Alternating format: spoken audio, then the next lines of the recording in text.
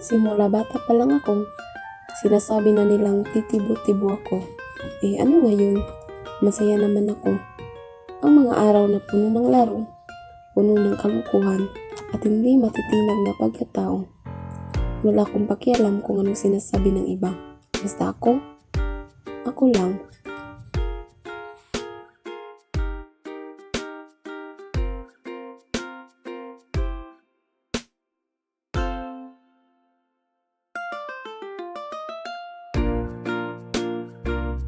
Si Jonica, tahimik, mainhin at sobrang bait.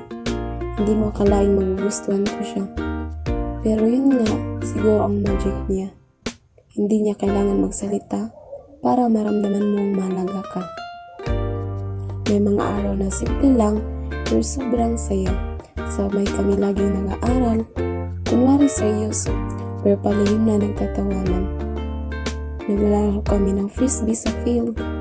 Hingal na pero ayaw pa rin tumigil.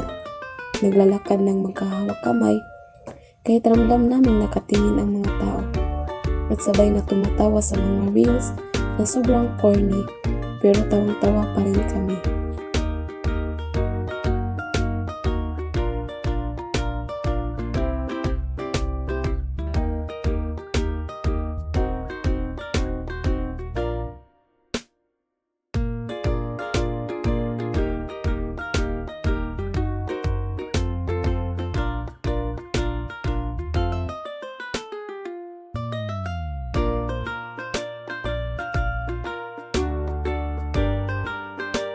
Sa mga sandaling yun, hindi mahalaga kung anong iniisip ng iba.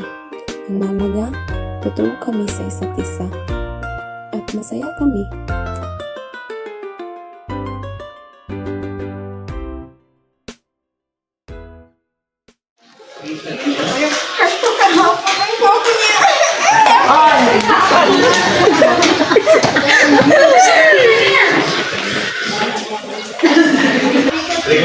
Bisexual ba yun? Hindi ko alam mo, hindi ko talaga yung type yung bisexual. Bakit? Wala lang, hindi ko lang type. Try mo nga. Weird. Try natin dalawa. Yeah! Ew! Ang pangit mo naman. I hate bisexual, you know. Ew! Nakakadiri. Baka face lang nila yan, hindi natin alam. Soon, makakahanap na sila ng lalaki or boyfriend nila.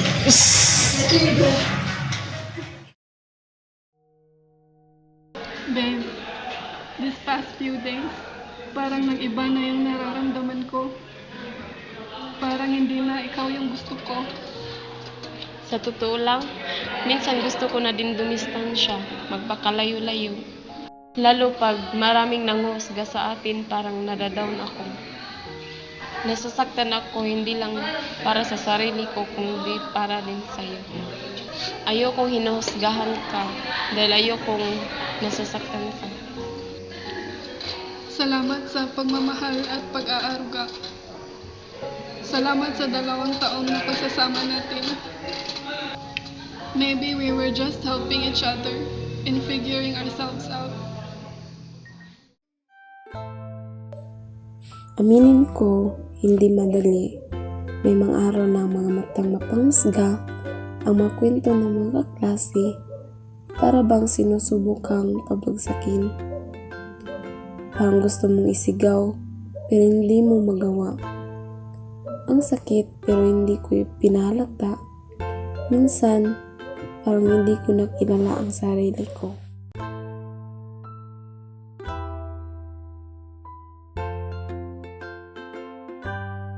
Hanggang dumating ang pagkakataon na kailangan na naming mag-usap. At sa bawat salitang lumalabas, naramdaman ko na pareho kaming nalilito. Iba na ang nararamdaman namin, pero hindi ibig sabihin na hindi naging totoo ang pagmamahal namin.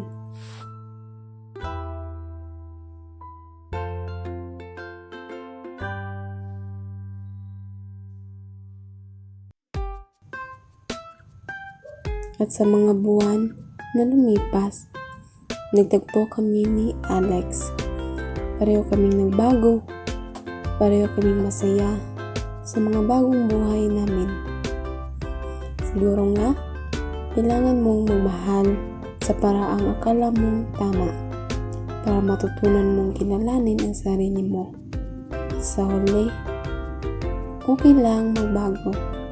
Basta totoo.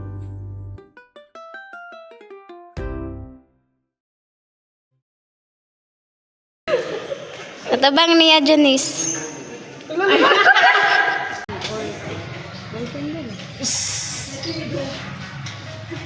Hindi ako maniniwala. Ang buhay eh. Hi, kamusta?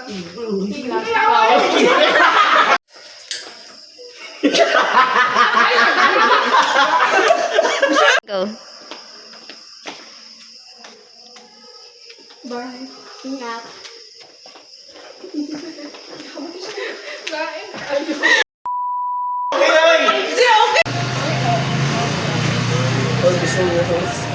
Ay, matawag?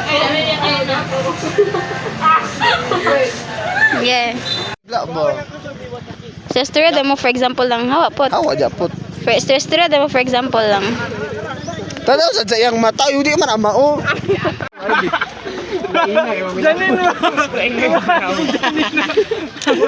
Go. Kung isa kanila, hindi sila. Di ba? Ayaw magsalita. Di ba? Kabarakan kayo?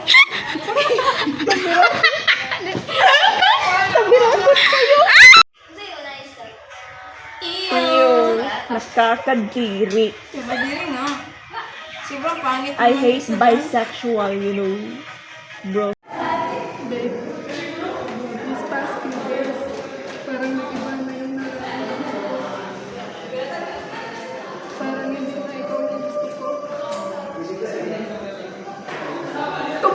Start. Salamat sa pagmamahal at pag-aaruga. Salamat sa 2 taon na isasama natin. Ito na English na no? Maybe. Bumasa ko ito. What the heck go?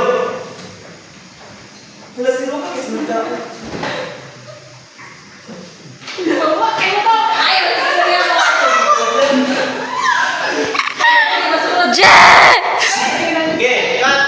One. Gawin.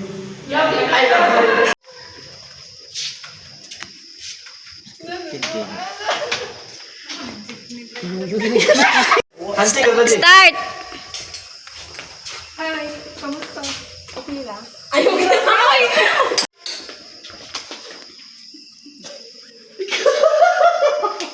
Tamo kayo ay da. Dito ko, sorry Lord.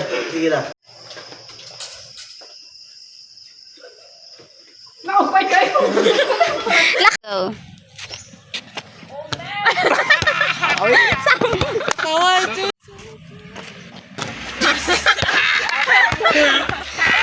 Start. Ikaw tuloy. Ako video eh. Anak. Gitu ya tuh. Shoot ka nito, shoot.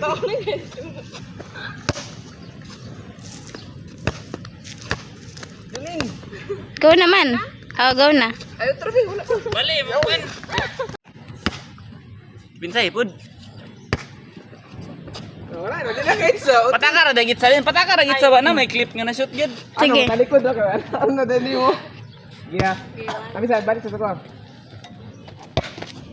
3, 2, 1, this kid.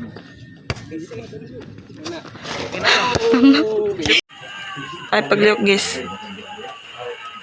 Tara lang sa samin liok-liok. Pwede mo ulo. Anak, pag tinamboy, ay katawa. Anak, imagine na nga sa amin. Patumboy-tumboy man ka na anarang. Ano man na.